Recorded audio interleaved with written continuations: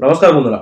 বন্ধুরা, এর আগের দিন আমি আপনাদেরকে গীতার দ্বিতীয় অধ্যায় অর্থাৎ সাংখ্যযোগ সম্বন্ধে বলেছিলাম। আজকে আমি গীতার তৃতীয় অধ্যায় অর্থাৎ কর্মযোগ সম্বন্ধে বলবো। তো তার আগে আমি বলে যারা আমার চ্যানেলটি অবশ্যই সাবস্ক্রাইব করবে এবং যদি ভিডিওটি ভালো লাগে অবশ্যই লাইক করবে। বন্ধুরা, গীতার তৃতীয় অধ্যায়ের শ্লোক সংখ্যা হলো 43টি। তো এই অধ্যায়ে অর্থাৎ এই কর্মযোগে শ্রীকৃষ্ণ ভগবান অর্জুনকে যার যেমন কর্ম সেটাই করার কথা বলছে এখানে।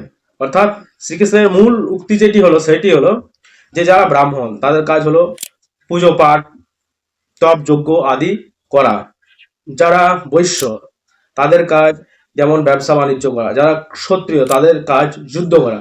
যারা শূদ্র তাদের কাজ যেমন আমাদের যেসব সেবামূলক কাজ সেগুলি শুদ্ধদের কাজ, সেগুলি শুদ্ধরা করা। অর্থাৎ আমাদের এই যে সমাজে চারটি বর্ণ, সেই শ্রেণীবিভাগের যার যেটি কর্ম কর্তব্য সেটি করা।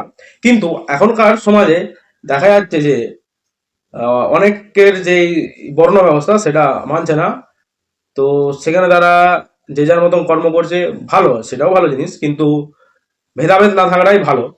তো শ্রীকৃষ্ণ বলতে চাইছেন যে নিজ বর্ণ অনুসারে কর্ম করো, অর্থাৎ তোমার যা কর্তব্য তুমি করো।